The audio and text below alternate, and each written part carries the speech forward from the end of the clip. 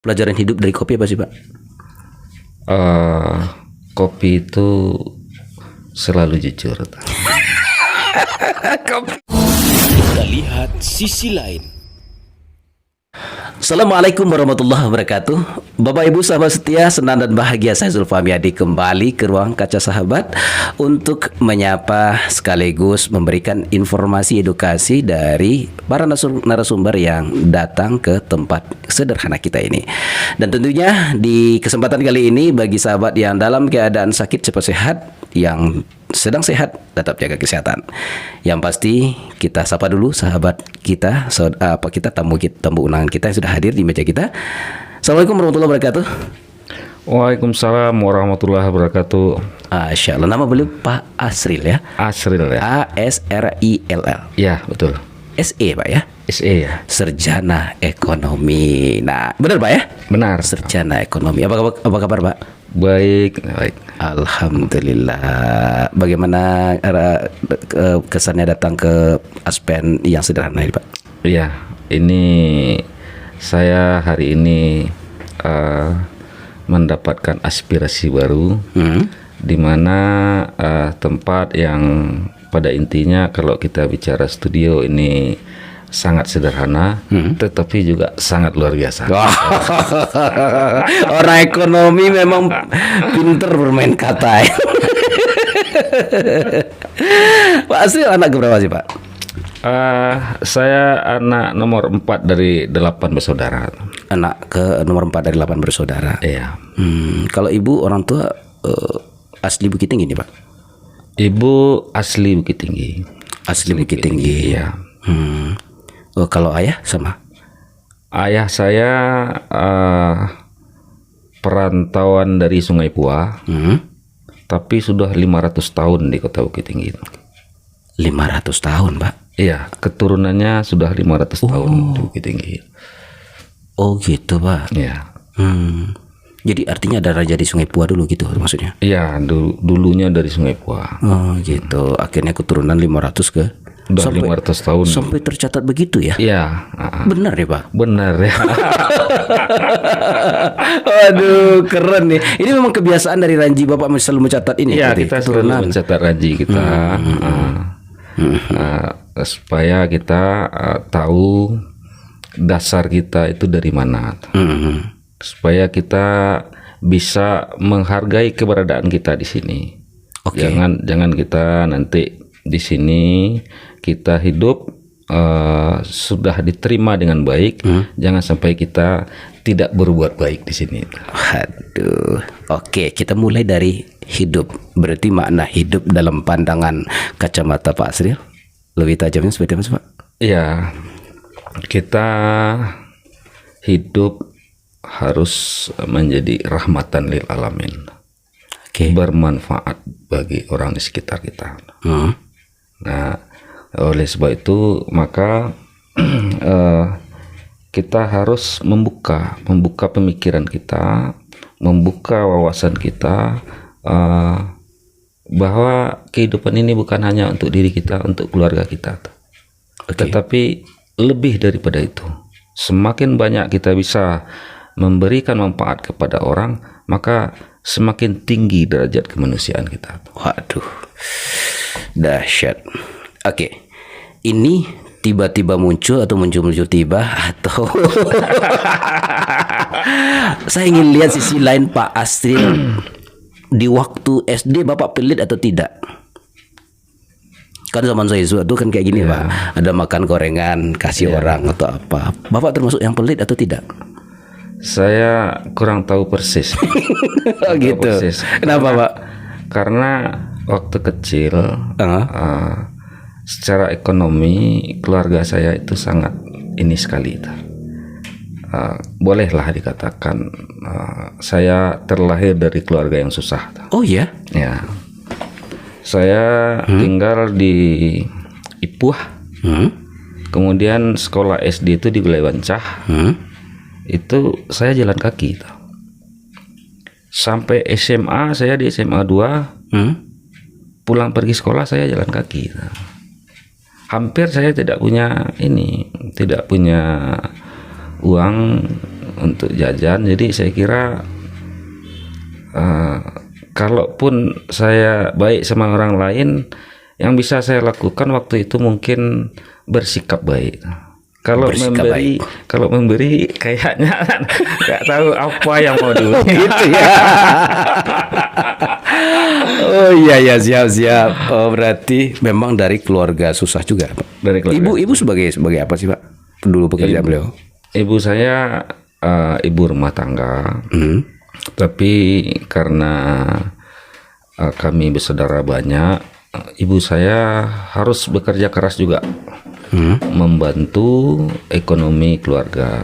Jadi beliau buka warung, beliau juga berjualan ke pasar dari hasil bumi yang ditanam oleh bapak.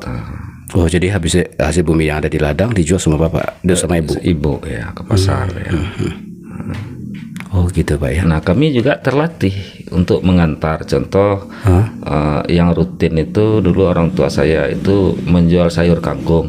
Sayur kangkung. Kami rutin itu memanen sayur kangkung Di ladang? Iya, di ladang, di sawah, mengikatnya dan mengantarnya ke pasar. Oh, sudah terbiasa, Pak ya. Sudah terbiasa. Begitu. Oke. Berarti bersama kakak-kakak, Pak ya. Iya, satu keluarga kita memang sudah ikut bersama-sama memikirkan ekonomi keluarga. Itu masa-masa ini, masa-masa SMA, masa SMP itu kan kita masa pubertas, tuh, Pak. Itu nggak malu, Pak? Ya, kayaknya mungkin mungkin di zaman-zaman saya dulu ekonomi masyarakat itu rata-rata. Jadi kayaknya kita dengan orang lain juga nggak ada bedanya. Nggak terlalu ini ya, Pak ya. Jadi sama-sama aja ya, Pak ya. Sama aja ya. Itu tahun berapa, Pak? Itu di tahun 70-an atau 60-an tuh, Pak? Saya kelahiran 68. Oh, berarti di Jakarta itu. Kelahiran 68. Sebelum sekolah itu saya juga udah mulai ada jualan es juga, misalnya ke pasar. Oh, jualan es juga, Pak?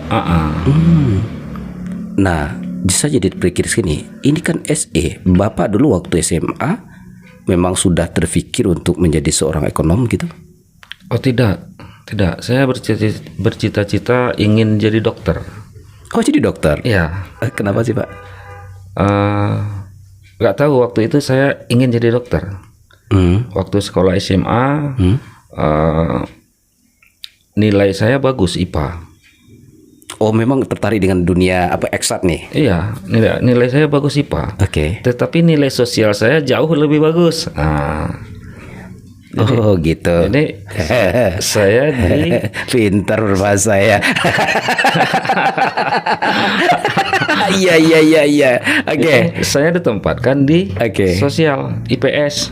Oh gitu. Ya, saya protes sama gurunya. Saya minta di IPA. Oh, Dan IPA. kalau dilihat dari nilai saya patut di IPA. Ibu guru saya mengatakan, kamu jauh lebih baik di IPS, kata ibu guru. Ya. Ya sudah, kalau itu arahan dari guru, waktu itu saya mengikut. Jadi saya IPS dulu. Oh, jadi akhirnya IPS ya, Pak ya? Ya. Tapi IPS itu kan nggak jadi dokter jadinya. IPS mana ada IPS jadi dokter? Gagal cita-cita jadi dokter. Gagal cita-cita. Oh gitu. Dia jadi dokter apa yang latar belakangnya, Pak? Gengsinya atau keberadaannya atau apa sih? Waktu itu ya. Iya, waktu itu nih. Ya, saya melihat dokter itu keren. Oh, iya. Oh gitu aja ya, pokoknya dokter itu keren ya. Dokter itu keren. Akhirnya jadi jurusan IPS. Iya. IPS apa yang menarik bagi Bapak IPS? Sejarah saya tuh. Sejarah? Iya. Waktu itu saya suka membaca sejarah. Hampir catatan buku-buku itu ketika diminta saya bisa menyampaikan tidak jauh menyimpang dari sumber ya, sumber datanya. Waduh. Artinya semua ketangkap sama otak saya. Waduh. Berarti juara juga, Pak? Anak juara juga? Alhamdulillah, waktu sekolah saya selalu dapat ranking ya. Waduh, ini oh iya. Oke. Kalau moto hidup memang sudah dibentuk dari awal atau memang belakang-belakangan sih, Pak? Saya kira belakangan. Apa sih motonya, Pak? Yaitu ingin Bermanfaat. ingin menjadi manusia yang bermanfaat bagi lingkungan, dan terakhir saya ingin jadi legend. Legend. Ya, Legend apa sih, Pak? artinya ketika saya sudah tidak ada, saya tetap dikenang oleh orang lain. Oh, itu bahasa legend apa, Pak? Iya, jadi Ini bahasa Inggris nih, bahasa Inggris. iya, saya mengartikan legend itu adalah orang yang dikenang sepanjang masa. Orang dikenal sepanjang masa. Aduh, benar karena dari tadi nih karena tertarik dengan sejarah saja. Iya benar ya. Tapi- pahlawan nggak mudah dilupakan ya. Tapi ini keinginan loh. Keinginan, Pak. Kita berjuang ke sana. Oke. Apakah itu nanti tercapai menjadi seorang legend atau tidak? Ya nanti sama-sama kita buktikan seiring perjalanan waktu. Oke, saya lihat di mental dulu, Pak. Berarti seorang mental legend ini kan mental petarung nih, mental pejuang. Bapak masuk kategori itu. Ya, saya mengatakan bahwa saya pejuang. Saya mengatakan bahwa saya akan membuat sesuatu yang besar. Wow, oke. Kalau seorang pejuang itu pikiran kan tidak hanya di satu titik. Dia berpikir besar tentang dunia, bahkan Indonesia mungkin ini ya. Iya. Saya akan bawa kepada sebuah kekhawatiran apa yang Bapak pikirkan agar jadi besar nih. Kekhawatiran apa ke Indonesia dulu? Iya. Kekhawatiran apa Bapak yang Bapak khawatirkan di Indonesia? Di Indonesia ini yang kita khawatirkan bahwa secara ekonomi, bangsa Indonesia ini lebih banyak dikuasai oleh segelintir orang. Iya.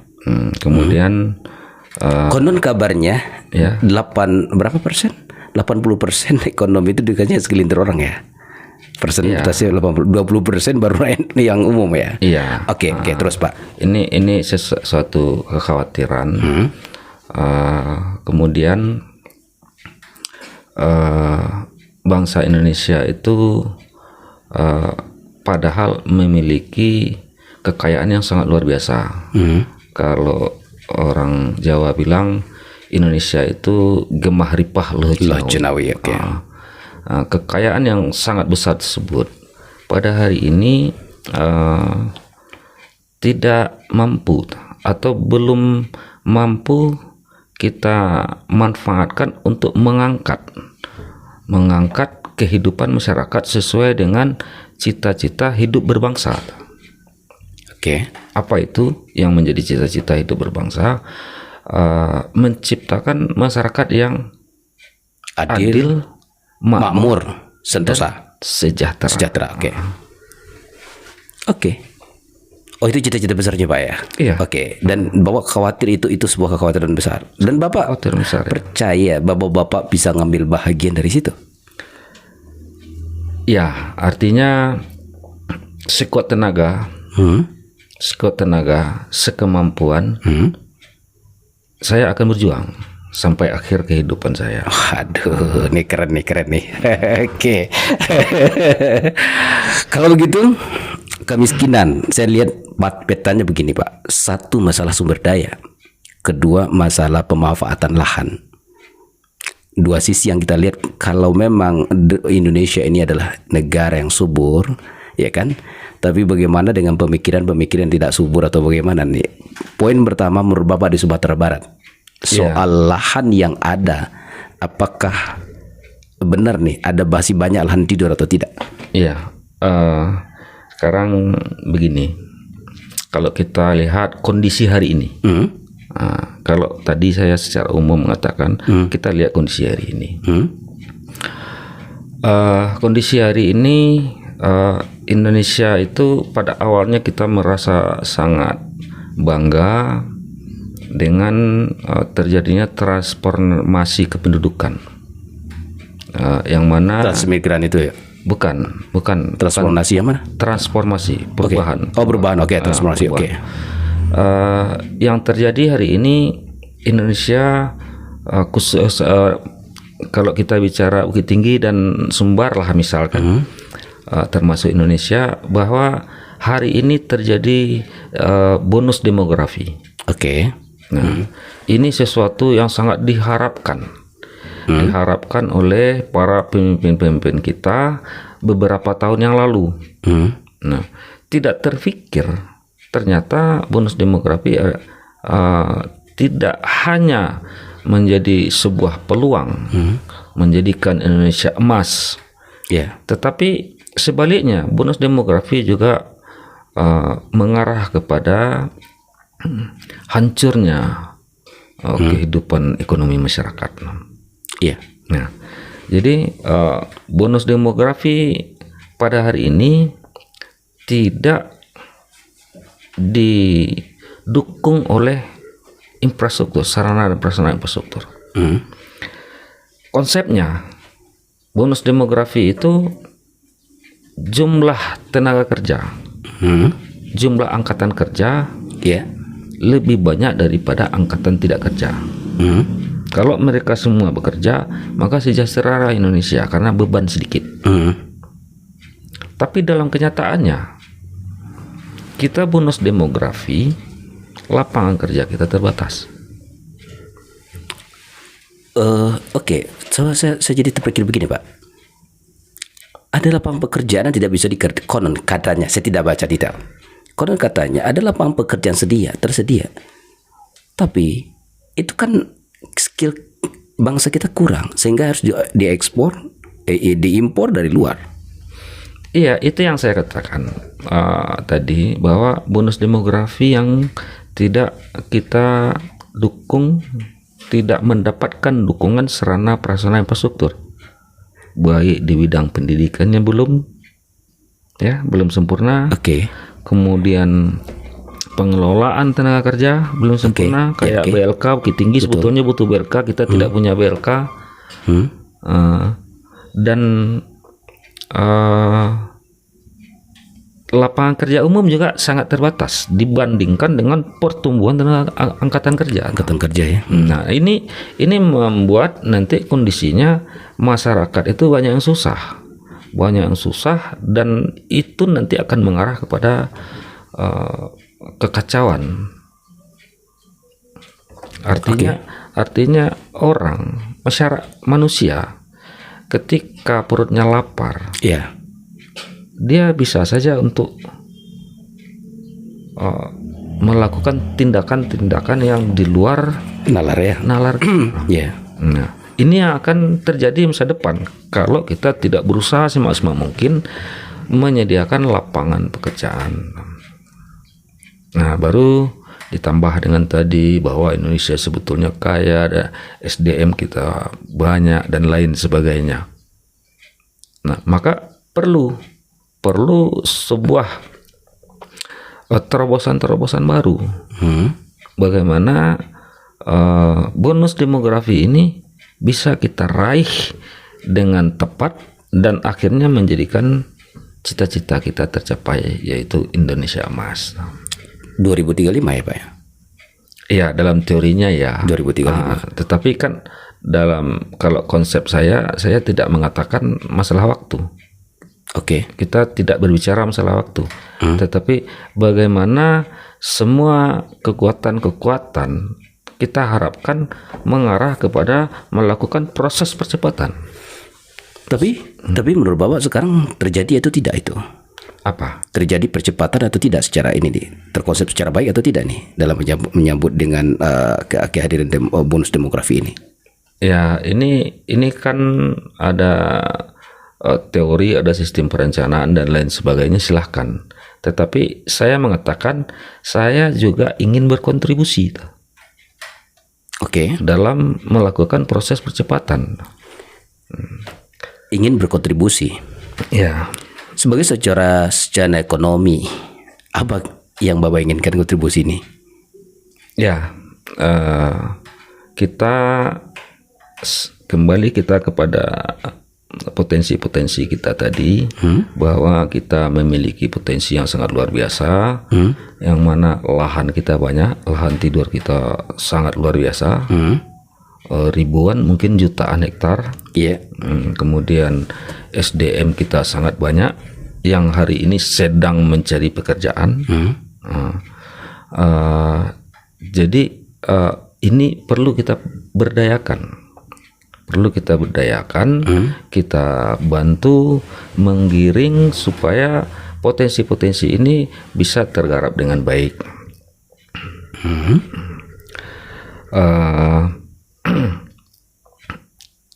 Kita kadang-kadang sedih juga ya melihat angkatan kerja kita tamat sekolah kemudian merantau,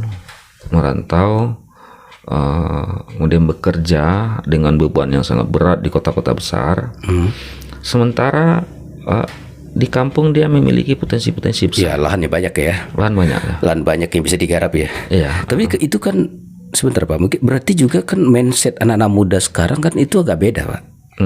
Artinya kalau kita lihat kalau kita bicara potensi dan kita lihat dengan generasi yang ada, itu kan mindsetnya beda. Karena mindsetnya itu adalah bekerja itu kalau dapat tuh ringan saja, scroll saja dengan klik, ya kan? Iya. Dan serba cepat, serba instan. Kalau bisa kerja itu ditekan tombol pekerjaan langsung kapan perlu keluar uangnya. Iya. Kan dimana generasi itu kayaknya dia tidak sabar dalam sebuah proses. Makanya sekarang kalau kita perhatikan di dunia digital kan lebih kepada mereka ke arah sana kan. Iya, benar.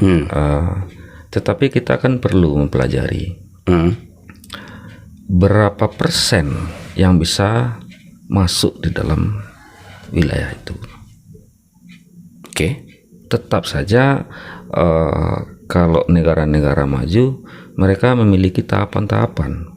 Kalau dulu namanya sistem pembangunan padat karya misalkan, kemudian pada hari ini masuk era namanya era 4.0. Iya, 4.0. Kemudian masuk lagi ke era 5.0. Iya. Nah, di dalam konsep 4.0 bahwa sebetulnya yang namanya industri, yang namanya lapangan pekerjaan tetap menjadi dasar utama untuk sebuah kemajuan. Jadi percuma saja main-main gadget kalau yang akan kita kembangkan, yang akan kita trading, kita perjualbelikan tidak ada sama dengan tidak. Kita tetap butuh produk. Iya. Kita tetap butuh produk. Iya, betul. Ya tapi bukti kan sekarang kan memang begitu Pak. Anak-anak muda sekarang itu kan tidak lagi ini produktif atau tidak. Nah di satu sisi kan kita mau memberdayakan atau ya memang ada beberapa tantangannya. Katakanlah Hatta Halilintar seorang yang sukses di bidang itu. Tetapi dibanding jumlah angkatan kerja seangkatan itu berapa orang? Ya, oke. Kemudian sisanya bagaimana nasibnya? Sisa bagaimana? Maka perlu kita membuka ruang lapangan kerja berupa industri-industri dan perdagangan. Di samping ada lembaga-lembaga dan institusi sebagai tempat lowongan pekerjaan bagi masyarakat kita. Iya. Kalau nanti dari lahan yang tidur di Sumatera Barat, Bapak terpikir tentang apa sih Pak? Mungkin satu saat saya akan memandang Sumatera Barat, tapi hari ini saya baru memandang Bukit Tinggi Agam. Oke. Iya. Pada awalnya bolehlah saya tarik ke belakang sedikit. Pada awalnya saya dengan branding Green City Solution, saya mencoba merintis dua program. Yang pertama konsepnya One Village One Product, Iya. Yang mana dalam konsep ini outcome yang ingin kita capai bahwa setiap jengkal tanah Kota Bukit Tinggi ini patut dan pantas dikunjungi oleh wisatawan. Wah, satu jengkal tanah di Bukit Tinggi Ya. pantas dikunjungi oleh wisatawan. Ya, Oke, sip. tidak hanya kita berbicara panorama, kebun binatang, Ya, benteng, jam gadang, pasar Aur Kuning, pasar bawah, pasar atas, tidak cukup hanya itu. Kita perlu menciptakan keadilan tadi. Ya. Keadilan tadi, kita juga harus membangun daerah-daerah lain di Kota Bukit Tinggi 25 km itu menjadi daerah-daerah yang pantas dikunjungi. Dan itu bisa. Contohnya apa, Pak? Apa? Contohnya apa? Kita Yang menarik nih. yang menarik ya. Kalau hari ini saya punya konsep namanya One Village One Product. Oke. One Village One Product itu Satu kampung satu produk ya. iya, satu kampung satu produk. Iya. Nah, di dalam satu kampung satu produk itu kita membranding kampung-kampung itu yang sudah kita lakukan di 9 kelurahan. Taruhlah salah satu yang kita katakan Kelurahan Ipuah. Itu kita bangun konsep di situ, satu rumah harus memiliki satu tanaman durian montong. Itu kapan, Pak? Artinya satu Sejak tahun 2017 sudah. itu ditanam. Oh, itu. Itu banyak orang tanam durian, Pak. Ya, satu rumah itu saya coba salurkan minimal satu rumah satu durian. Oh iya. Itu ditanam di perkarangan mereka ya. Pekarangan. Bukan di pot kan? Bukan. Oke. Coba bayangkan kalau satu kelurahan Ipuah itu saya menghitung-hitung kalau selesai pekerjaan ini itu paling sedikit tuh 4.000 durian montong. Oh iya. Oh, nanti kalau sudah besar itu durian banyak. Iya. Kampung itu kampung durian namanya. Kampung durian. Dia memiliki magnet yang sangat kuat. Oke. Duriannya durian montong. Durian apa? Montong. Montong itu apa sih beda dengan durian kita, Pak? Kalau durian montong itu kan duriannya besar. Besar ya. Ya, buahnya besar, bijinya kecil. Oh, biji Dagingnya dagingnya tebal, dagingnya tebal. bijinya kecil. Iya. Rasanya enak. Iya. Jadi magnetnya sudah dapat. Tapi dilakukan masyarakat ya, Pak? Ya, namanya juga kita berjuang. Iya. Tidak mudah dalam perjuangan. Waduh, itu ya. Ada masyarakat yang menanam, Ya. ada yang tidak menanam, ada yang merawat, ada yang tidak merawat. Oke. Nah, tapi kita harus sabar dengan tekad yang kuat bahwa ini akan terwujud. Ya. Ini harus terus kita Kampanyekan ya. kampanyekan. Kita gerakkan terus ya. Nah, kalau tercipta 4.000 batang durian montong di Kelurahan Campago Ipuh, Iya. kita bisa bayangkan berapa kekuatan magnetnya kampung durian. Orang-orang, jangankan orang luar, orang Bukit Tinggi aja pengen melihat bagaimana bentuk durian montongnya, Iya, betul. bagaimana rasa durian montongnya. Dan bagaimana kalau lihat pohonnya langsung bisa jatuh dilihat gitu. Nah, ya. Nah, kemudian persoalannya lagi nanti durian ini mau diapakan 4.000 batang, begitu banyak, mau dipasarkan kemana? Iya. Nah, di sini muncul peluang baru. Nanti kita fasilitasi masyarakat dengan pelatihan-pelatihan untuk membuat industri Olahan. makanan berbahan durian. Oh iya. Di situ nanti di kampung itu nanti juga kita kembangkan bagaimana konsep-konsep pelayanan perwisata, membuat kafe yang pantas dikunjungi oleh wisatawan, membuat rumah makan yang pantas, kemudian membuat restoran, membuat homestay, membuat atraksi budaya yang pada hari ini kita tidak melihat budaya kita tuh sebagai sebuah ikon kota. Nah, di situ nanti kita berharap akan kita dorong masyarakat kita untuk menunjukkan ikon kotanya. Oke. Seperti kota Jogja lah misalnya, Bali. sehari-hari kita begitu mudah. Bangga mereka ini ya, Bangga mendapatkan mereka berpakaian adat iya. mereka, bangga mereka Dan itu dibeli melaksanakan orang. Iya. Belangkonnya itu dibeli orang. Padahal kita orang ini kan. Nah, jadi sebagai bahan oleh-oleh ya. ya, jadi itu salah satunya kita dorong masyarakat kita Iya, iya. membangun Angklung, ya. konsensus bahwa kita bangga sebagai orang Kurai. Ayo kita berpakaian orang Kurai, ayo kita berperilaku seperti orang Kurai, ayo kita melaksanakan ritual-ritual, kegiatan-kegiatan bagaimana Kurai yang sebenarnya. Ya. Nah, itu nilai jual. Betul. Itu nilai jual. Bahkan nilai jualnya jauh lebih tinggi daripada objek wisata. Iya. Artinya orang melihat ada value-nya di situ ya. Ada value di situ. Iya. Kenangannya ada di situ. Iya, iya. Kalau wisata paling pandang mata aja kan. Iya.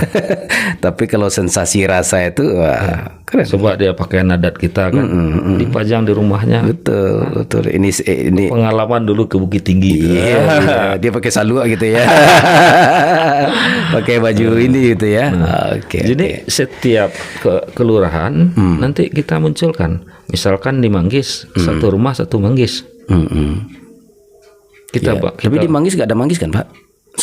sekarang kita bangun. Nggak, sebelumnya nggak ada Manggis kan? Kecuali Manggis besar di pinggir jalan kan Pak? Ah ya, nanti ya itulah kita kembalikan. Kita kembalikan. Nah, Sebenarnya Pak, itu memang Manggis itu memang ada Manggis dulu sejarahnya. saya kira ya. Tapi hilang ya? Saya kira ya, tapi nah hari ini saya ingin mewujudkan Oh iya, gitu. ketika Kelurahan Manggis Ya, memang sekelurahan tuh banyak Manggisnya. banyak ya. Manggisnya. Tapi masalah orang udah banyak rumah Pak. Jadi begini, zaman sekarang kan sudah sangat modern. Zaman sekarang sudah sangat modern. Oke, siap. Bahwa pohon manggis yang mungkin tingginya 1 meter sekarang sudah mulai berbuah. Buah ya, Iya. tuh ya. Di dalam pot aja bisa buah kan? Iya, sudah terjadi transformasi. Iya, transformasi sudah ada.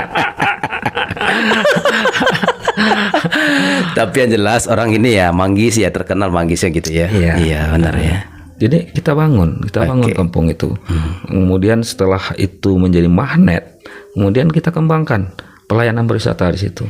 Bahkan setidak-tidaknya nanti yang paling pemalasnya masyarakat Kota Bukit Tinggi itu kerjanya adalah membuat biro paket perjalanan berwisata.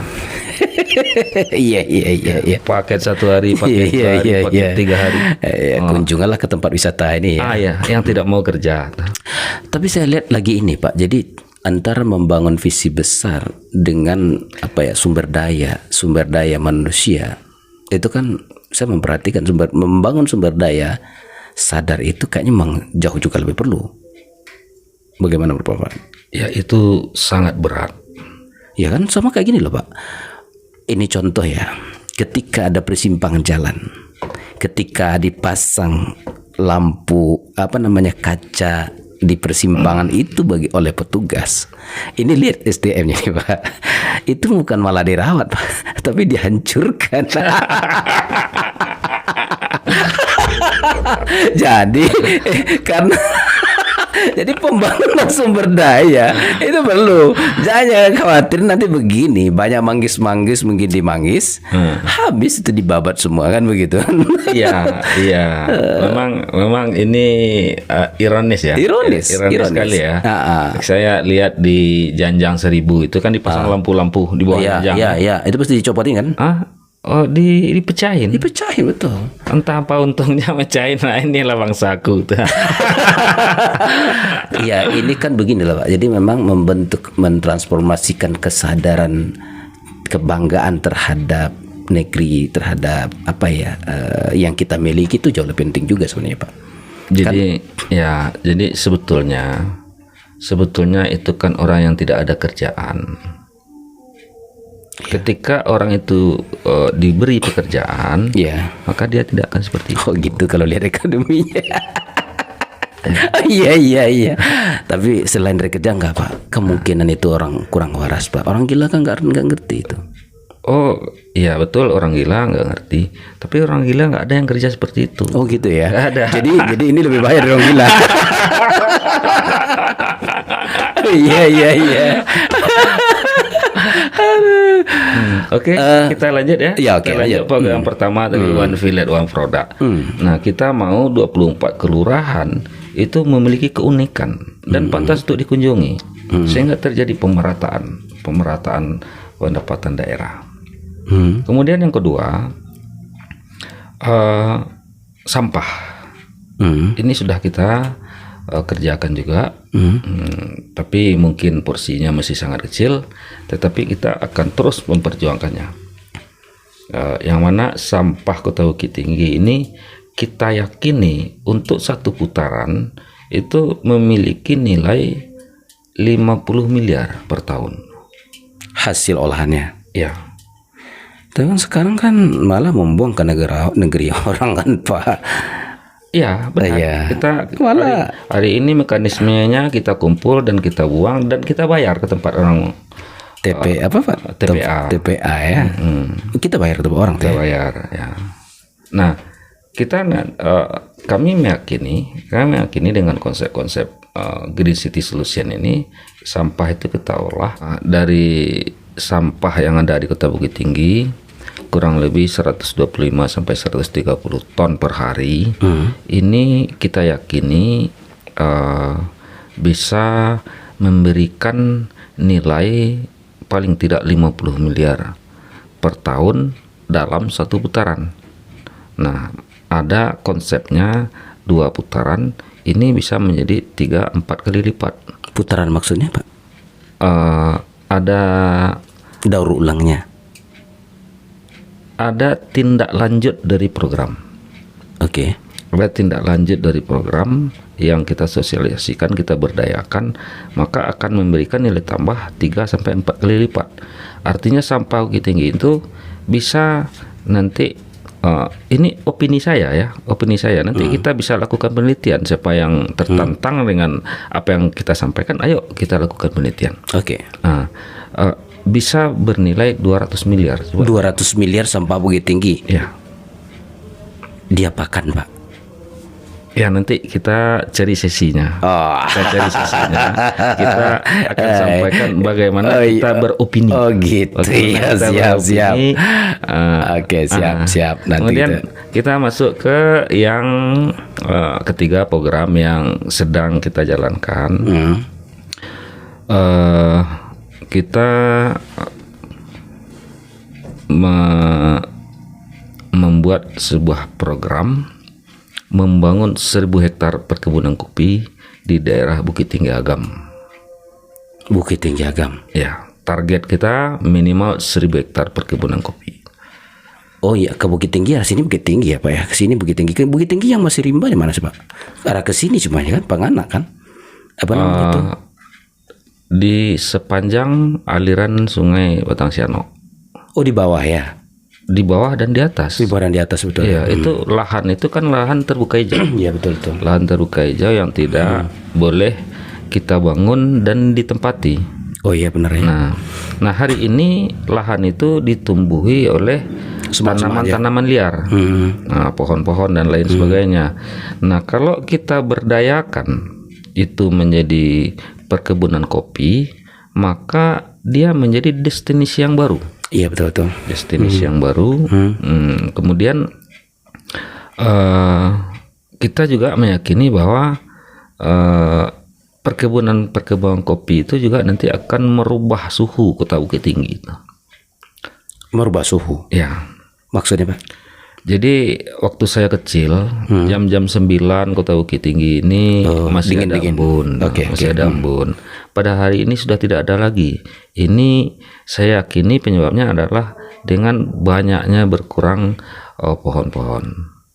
Nah, dengan kita menanam perkebunan kopi tadi, tentu ini akan memberikan dampak yang besar terhadap suhu Kota Bukit Tinggi itu. Oksigen ya. Ya, oksigen. Ya. Oke. Berarti kopi. Ya. Oke, kopi ya. Kopi itu hitam ya Pak ya? Oh. Ada kopi putih, ada. Kopi ada yang putih Pak? Ada. Oh, apa tuh? White coffee. Itu orang bikin brand gila banget cara berpikirnya kan. Selama ini orang tahu adalah kopi hitam ya kan. Hari ini orang kopi putih ya. Iya. Sebentar, jangan serius kita Pak.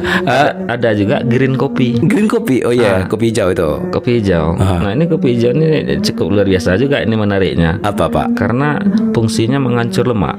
Oh iya supaya kurus orang ya. Ya. Saya pernah minumnya dulu Pak. Ya. Memang kita nggak selera makan bikinnya, nggak nahan makan dia. Nahan makan. Saya kira tidak seperti itu. Mungkin Seperti apa, Pak? perasaan Om aja. Aslinya gimana Pak? Aslinya ketika kita minum kopi hijau itu, kopi itu bereaksi menghancurkan lemak-lemak yang ada di dalam tubuh kita, menjadikan dia air seni. Jadi kita cenderung sebentar ke toilet. Itu kopinya memang hijau atau memang jenis kopi hijau gitu? Oh enggak, itu ada olahannya tuh. Berarti sudah dikasih resep juga ya? Di kopi, tapi ada campuran kimianya? Enggak ada. Olahannya gimana sih Pak? Nanti pula dibuka sesi berikutnya. Iya. Aduh. Iya. Tapi kalau pandangan kopi hitam seperti apa? Sensasi kopi memang sebentar. Karena Bapak ngolah kopi ini, Bapak suka kopi atau tidak? Iya, saya pengopi. Kopi jenis apa sih Pak? Arabica? Kalau saya suka semua. Suka ya? Suka semua saya. Arabica saya suka, Robusta saya suka. Oh, karena suka semua. Kalau pelajaran hidup dari kopi apa sih Pak? Kopi itu selalu jujur. Kopi itu selalu jujur. Selalu apa adanya. Iya. Di mana letak selalu apa adanya? Coba. Di mana letak selalu apa adanya? Kalau kita tidak pintar mengolahnya, dia mengatakan saya pahit. Oh gitu. Oke ya. Oke. Kalau kita pintar ngolahnya, dia menjadi fruity. Fruity ya. Kopi manis gitu ya. Kopi susu gitu ya. Jadi gini, sebenarnya standar minum kopi itu tidak pakai gula. Standarnya apa ya? Standar sehat ya. Standar sehat. Kopi itu adalah minuman kesehatan. Minuman kesehatan ya. Ya. Kopi itu minuman kesehatan. Ya. Iya. Dari segi ekonomi ada dapat, dari kesehatan dia dapat ya. Ya. Tapi kopi itu mengingatkan kita penjajah kan Pak? Ya. Mengingatkan kita tentang penjajah ya. Kan ada tuh daun kopi. Ya, POC itu bercokol di Indonesia. Salah satu komoditi unggulan yang dibawa dari Indonesia ke luar negeri, dan itu menjadi pundi-pundi bagi POC itu kopi ya. Kopi. Sehingga kita tinggal minum daunnya saja di sini ya. Ya, karena kita tidak diberi kesempatan minum buah kopi, maka orang kita ternyata pintar juga ya. Kami daun sajalah ya, sambil ngambil daun masuk pula buah sedikit. Iya. Tapi memang berarti kan cocok tanahnya di kopi di Indonesia rata-rata berarti Pak ya? Cocok ya. Ya paling tidak kita jangan bicara Indonesia, Sumbar kita sudah coba telusuri, ternyata sebagian besar lahan-lahan kita ini memang di zaman Belanda dimanfaatkan untuk perkebunan kopi. Jadi tapi menarik nih Pak, artinya di tengah sebenarnya orang pergi ke rantau, ini kita bawa yang tadi ya, merantau, dan kadang-kadang juga pengangguran di rantau ya. Tapi memang sebenarnya di satu sisi yang kayak tadi, ketika kita berpikir produktif, ya kan, sebenarnya nilai ekonomi dari lahan yang tidur itu ketika ditanam kopi kan perawatan juga tidak terlalu susah kan Pak ya? Enggak, kopi ini kan tanaman liar. Tanaman liar betul ya. Kita tanam, tidak kita rawat, dia berbuah juga. Iya. Nah inilah jadi sebenarnya kenapa harus kopi? Nah ini mungkin sebuah pertanyaan, kenapa harus kopi? Oke. Nah, tadi saya mengatakan bahwa hari ini satu kelompok kemanusiaan mengatakan apabila kita menanam satu pohon berarti kita menyelamatkan dunia. Nah, kemudian saya meyakini suhu yang panas hari ini karena tidak ditopang oleh produksi oksigen yang cukup. Efek rumah kaca ya. Salah satunya efek rumah kaca. Tetapi pada intinya tanaman pohon-pohon itu udah sangat banyak berkurang. Maka kita harus tanam lagi. Kita harus tanam lagi untuk menjawab bocornya lapisan ozon, kemudian tingkat polusi yang tinggi. Nah, kita harus tanam lagi. Kemudian persoalan banjir ini disebabkan oleh pohon-pohon juga. Jadi kita harus tanam lagi mengatasi persoalan itu. Nah, kemudian pertanyaannya apa yang akan ditanam? Kalau yang ditanam pohon pelindung, oke, itu sudah memenuhi syarat. Iya. Tetapi era yang hari ini kita butuh lapangan kerja, Iya betul ya. ekonomi yang kurang memadai, belum mencapai tingkat keadilan, apalagi kemakmuran, apalagi kesejahteraan, maka perlu kita Menghasilkan tidak hanya tanaman pelindung, tetapi kita akan lebih baik menanam yang menghasilkan. Dia nilai menjaga oksigennya dapat, nilai lindungnya dapat, tapi efek ekonominya juga dapat. Efek ekonominya. Terus tadi kesimpulannya tanaman produksi yang akan kita tanam. Kemudian kenapa kopi? Kenapa tidak durian? Kenapa tidak yang lain-lain? Nah, tadi juga sudah disinggung bahwa masyarakat kita itu susah merubahnya. Ada ditanam enggak? Kemudian kalau sudah ada ditanam, ada dirawat. Iya. Ini persoalan bagi tanaman-tanaman lain. Nah, saya memilih kopi karena saya mempelajari kopi ini sangat tangguh. Apabila kita sudah tanam, maka insya Allah dia akan hidup dan dia akan berbuah. Meskipun tidak dipupuk, meskipun tidak dirawat, meskipun tidak dikunjungi, tidak dilihat. Tanam hari ini 2 tahun kemudian datang kita ke sana, kita tinggal panen lagi. Iya betul Pak. Iya. Makanya begitu Pak ya. Ya. Pohon kopi dengan pohon jambu itu bedanya Pak. Ya. Kalau jambu butuh perhatian yang banyak.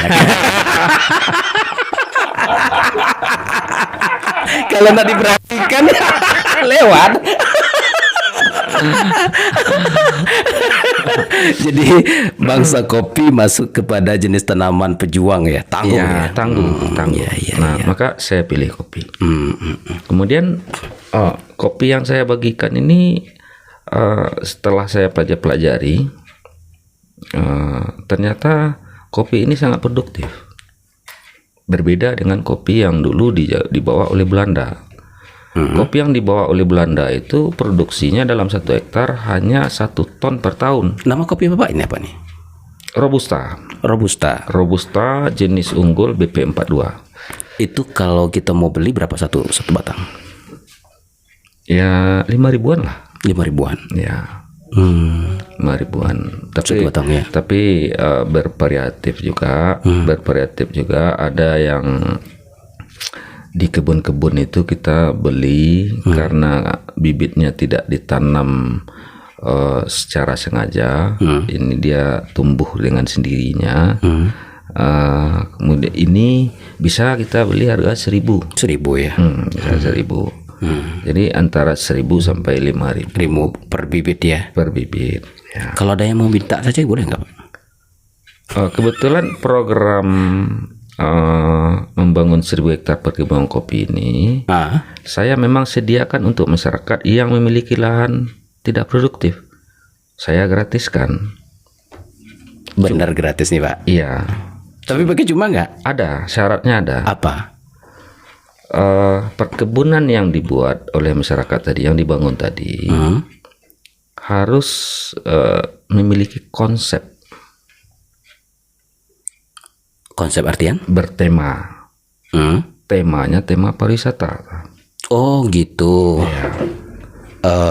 Artinya tidak sekedar nanam lepas ya, tapi ada konsep keterkaitan ya. Iya. Sehingga itu tadi ya menjadi agrowisata juga ya. Jadi agrowisata. Ya.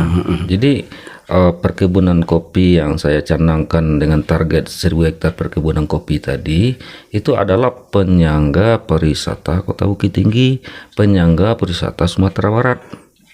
Kita bawa ke Bukit Tinggi yang kecil. Ya. Pariwisata seperti apa yang Bapak inginkan? Kan yang dilihat hanya daun-daun dan buah-buah. Iya. Sampai di situ saja kah? Jadi begini, ada negara Finlandia.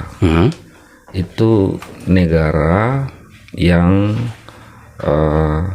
dinyatakan 7 tahun terakhir selalu menjadi negara yang memiliki masyarakat terbahagia di dunia. Finlandia. Iya. Terbahagia di dunia. Terbahagia di dunia. Itu karena apa, Pak? Ada 3. Ada 3. Satu. Yang satu, orang Finlandia tidak mau mengambil yang bukan hak.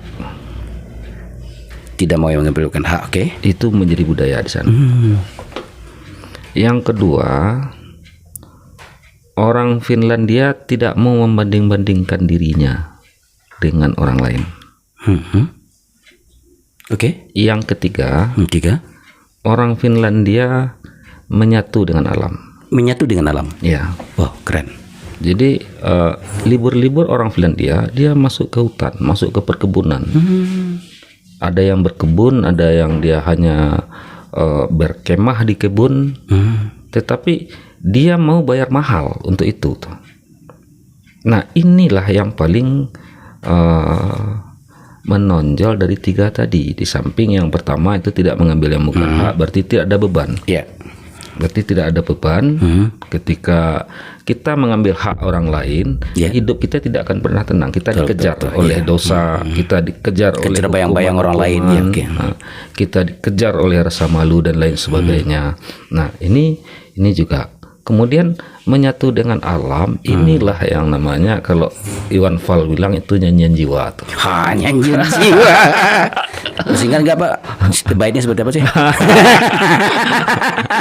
Bagian bab apa yang paling berkesan nyanyian jiwa itu? Nah, nyanyian jiwa haruslah dirasa. Wah. Aduh, keren sekali, keren. Pak, kayaknya kita kalau bicara panjang nih banyak. Nanti kayak buat sesi-sesi berikut ini. Jadi saya tutup sedikit ya.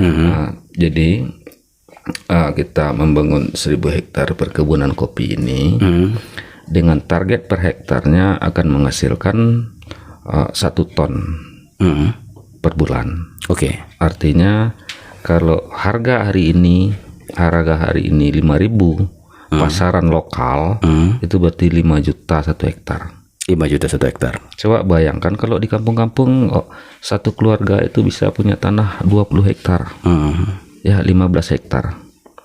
Taruhlah 5 hektar. 25 juta. 25 juta.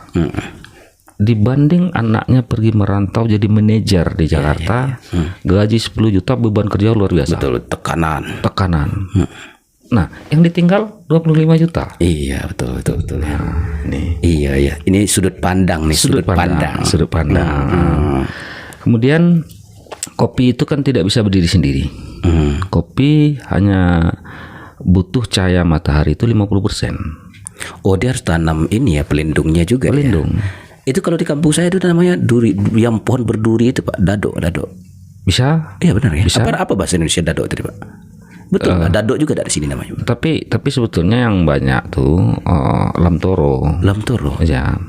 Cuma saya akan berpikir lain. Apa, Pak? Tanaman pelindung itu adalah tanaman produksi. Apa, Pak? Duren tadi? Bisa duren. Oh iya. Bisa manggis, bisa alpukat. Nah, dan itu tanaman pelindung tadi memberikan cita rasa ke dalam kopi. Cita rasa? Ya. Maksudnya, Pak? Kalau tanaman pelindungnya duren, kopi itu ada rasa-rasa durennya. Nggak mungkin lah. Oh, ini benar nih secara keilmuan, Pak. serius. Jadi dia kalau di daerah tanam itu ada cita rasa durennya. Tapi kalau kita dalam menjemur, kita taruh duren di tempat penjemuran, maka dia akan beraroma duren. Karena kopi itu bersifat menyerap. Oh gitu Pak ya? Ya, kopi bersifat menyerap. Oh. Nah, jadi Sebentar Pak, jadi kalau begitu saya dapat ilmunya nih. Agar kopi rasa duren, kita jemur, kita buka duren, kita taruh sebelahnya. nah itu bukan rasa duren, Tapi aroma duren. aroma duren ya. Aroma Begitu duren. dibuka, diseduh, bau duren ya. Oh, kenapa Tapi kalau kita tanam duren di situ, cita rasa durennya masuk. Oh gitu ya. Jadi pergi ke ladang yang kalau kita bawakan Finlandia tadi itu orang pergi berlibur ya kan sambil nyantai-nyantai di kebun kopi dengan kicauan burung, kemudian durian jatuh, ya kan? Nah, kemudian alpukat juga ada, kan? Seduh kopi. Coba bayangkan potensinya. Dari kopi sehektar tuh 5 hektar. Kemudian jarak-jarak 10 meter kita tanam duren. Berapa produksinya? Sangat luar biasa. Baru negara kita ini akan menjadi negara adidaya. Kalau semua lahan-lahan tidak produktif kita berdayakan seperti itu. Tapi Bapak belum tahu monsternya kan? Tahu enggak Bapak monster penyerangnya apa? Apa? Malas. Oh ya. Ini yang bersama-sama kita pahami. Ini harus semangat ya. Jadi begini. Dalam merintis saya udah mengalami. Udah mengalami ya. Bahwa ketika kita provokasi masyarakat, itu dari 100 mungkin 2, 3, 5 yang mau mengikuti arahan-arahan yang kita berikan. Nah, nanti kalau yang sedikit tadi berhasil, maka yang lain akan dia ngikut itu, begitu ya. Butuh perjuangan. Butuh perjuangan dan perlu siapa yang sukses kan berhasil. Kayak nanam cabai, begitu cabai mahal, semua kampung nanam cabai. Insyaallah ya, keren nih, luar biasa inspirasi Pak Asril nih, dahsyat sekali Pak Asril. Nanti di situ baru kita jadikan daerah itu daerah industri. Semoga terwujud nih Pak. Ya. Semoga terwujud nih. Insyaallah. Keren. Sahabat, ini inspirasi tentang nilai ekonomis yang mesti kita kita pikirkan di tengah-tengah perjuangan sulitnya lapangan pekerjaan, sementara banyak lahan tidur ya.